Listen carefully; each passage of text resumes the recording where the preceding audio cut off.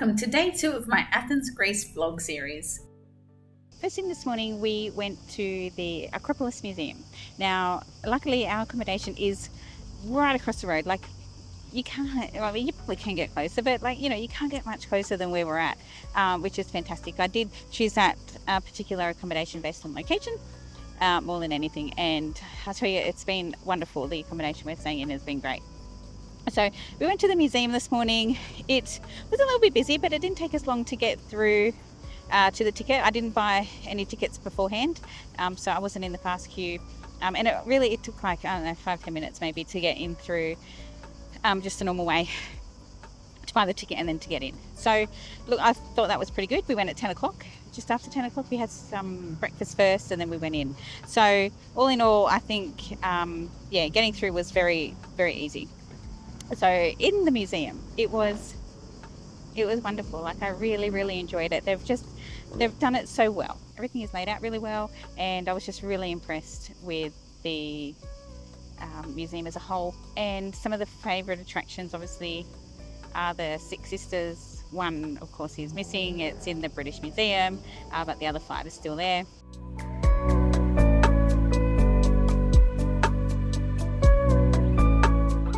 One of the first galleries we enter is the Ancient Gallery. Unfortunately, you aren't allowed to take any photos or videos from the floor level, but there is a balcony overlooking the area where you can look back down on the area and take photos from there. After the Ancient Gallery, the Nike Gallery starts. The guide yesterday told us that her name is actually pronounced like Nikki. I don't know if I'll remember to say Nikki because the advertising for the brand has been so effective over the years.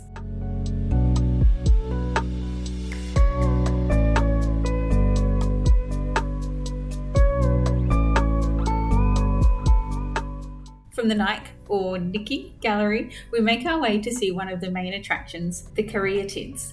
The Caryatids are 6 women who create the columns for the porch at the Erechtheion, the temple where Poseidon and Athena fought on the Acropolis. And as mentioned already, there are only 5 of the original 6 columns here. We keep heading up through the museum and we get to the top floor of the museum where the Parthenon has been replicated using some of the original and copied elements. It's amazing the way they've recreated it. I am in absolute awe at the ingenuity of this gallery.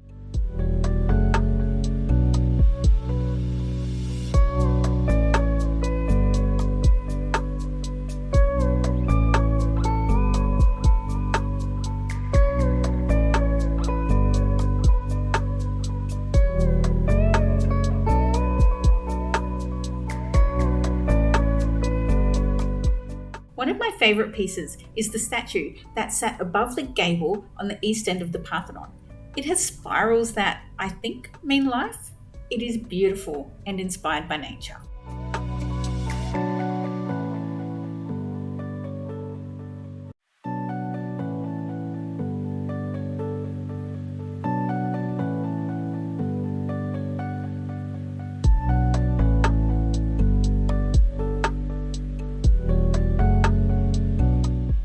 When you have to exit the museum in order to go down into the underneath part where they've got the excavation.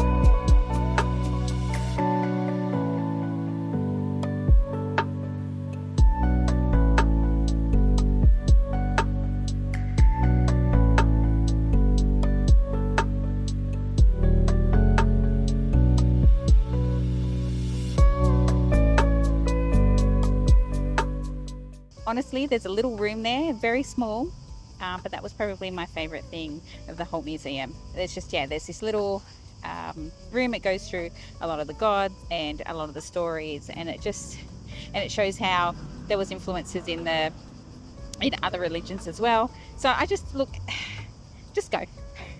I guess that's what I'm saying, just go. It's great, you will not be disappointed.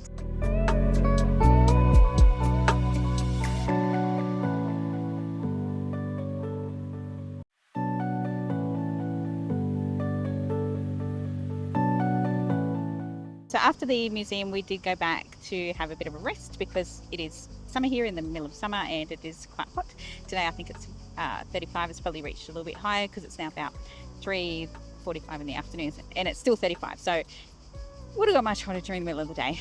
Anyway, but in the middle of the day, we did go back and rest in our apartment. I think that's the best way to do it. So go out in the morning, rest, go out in the afternoon, rest. To me, it's the most manageable way in heat like this. We are up and about now, and we have come to the Panathenaic Stadium. So that is it's the home of the modern Olympics, and I'm super excited about this. I did grow up doing athletics. Of course, every little athlete's dream is to go to the Olympics. I wasn't good enough.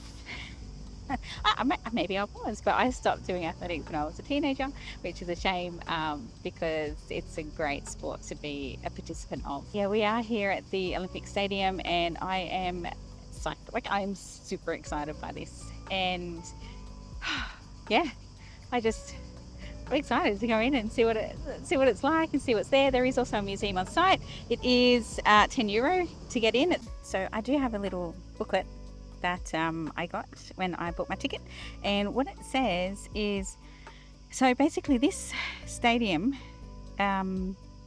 was used for the first time during the celebration of the great Panathenaic in 330-329 BC. That's crazy. That's absolutely crazy. Like, to think that the Olympics have just been around for so long. Maybe not the Olympics in its modern state, but some form of, athletic competition.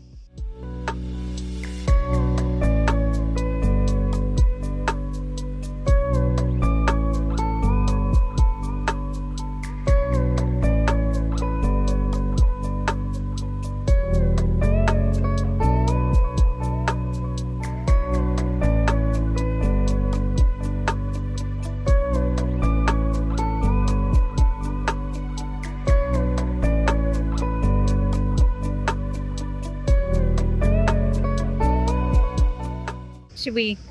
Yes, we should run on the Olympic track. Run. All right, it's too hot to run, but run on the Olympic track. That's kind of cool.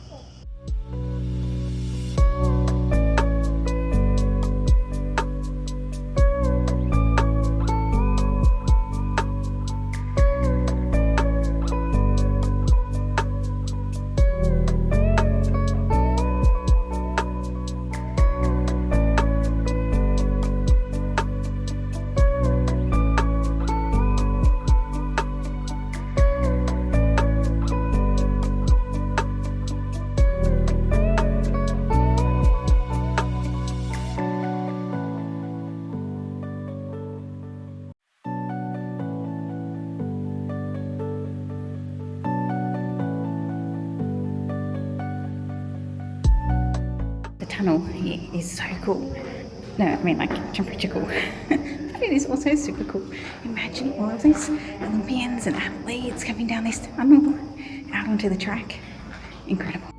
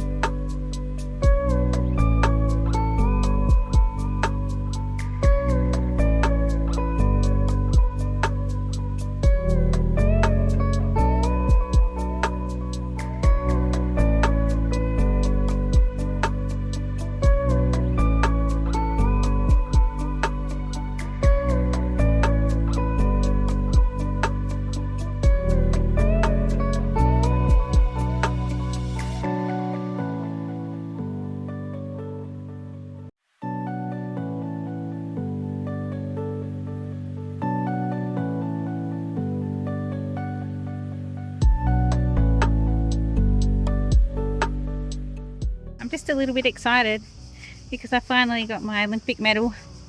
I bought it in the souvenir shop. It's a replica of the 1896 medals. I'm such a dork, but I love athletics so much.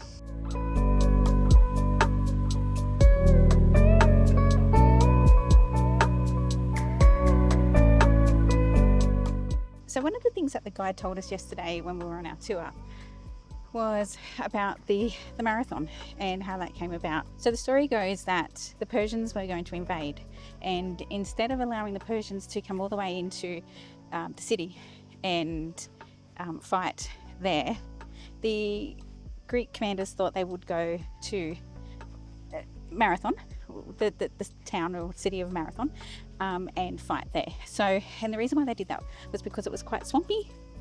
The Persians had horses, so the horses weren't very good in that type of swampy area, and they were tired, so they didn't let them recover prior to coming into the city. So all in all, the Greeks did defeat the Persians, and only a handful, I say a handful, it was still like 192, I think, Athenians died in that battle.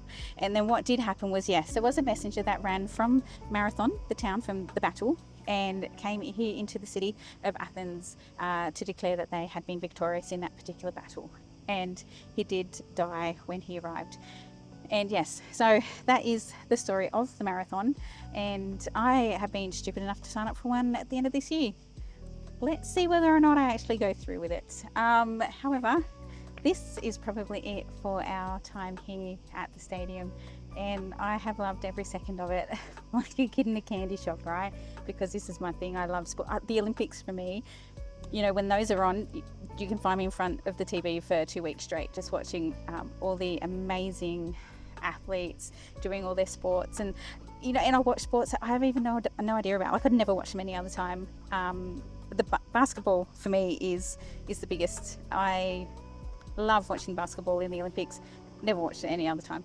I have no idea what the rules are, and but yeah, I'm so giddy, right? So we've now made our way to Zeus's temple, and this temple was originally built, like construction started back in 515 BCE, so 500 years before Common Era. And the thing about this particular temple is that it was never completed, and the reason why it was never completed was because Athens was actually ran by, it was a dictatorship. So there were two authoritarian leaders that ran Athens, and well, the people of Athens, as you know, I mean, this is the birthplace of democracy. They weren't particularly fond of having dictators as their leaders. So they killed one of them, and the other one they exiled. So the construction of Zeus's temple was actually halted, and it was never completed. Now enter the Romans, and the Romans ended up completing Zeus's temple. Was that a great thing for everyone? No, the Athenians didn't really want it. They weren't a fan of large architecture. Look, and I say all this is by memory, okay? So these are some of the things that the guide told us yesterday, as well as some of the things that I've read on their notice board that's here. So I'm just trying to do this by memory, so if I'm wrong, I apologise. But so yeah, so the Athenians didn't actually like large architecture, and you can see that around the city. The city doesn't have skyscrapers.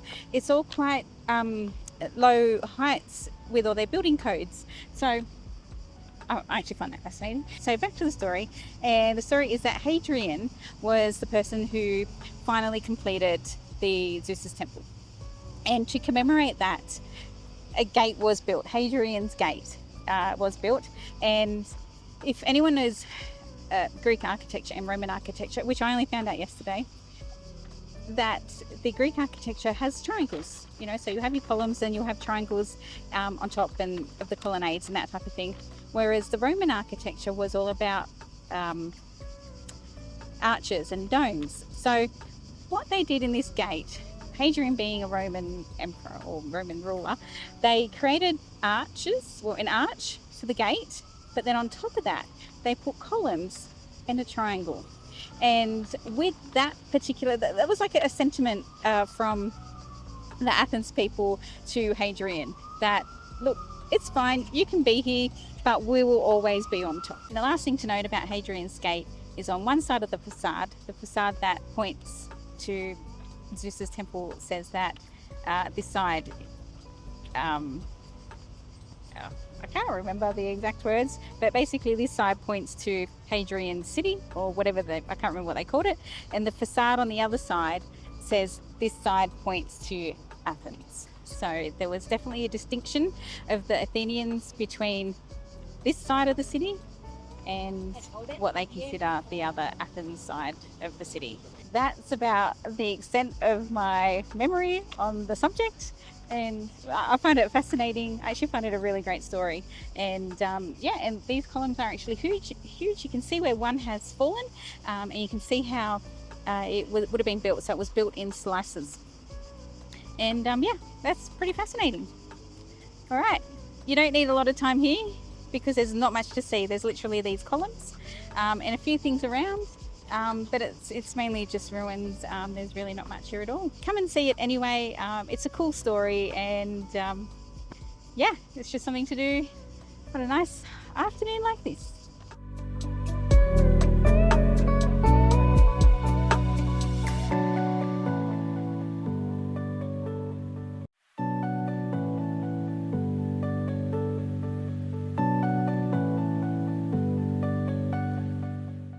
Okay, so here's Hadrian's Gate, and you can see the Roman arches, and then you can see the Greek style architecture on top. See? Love it, it's cool. And that is it for day 2 in Athens. Be sure to check back for day 3 soon.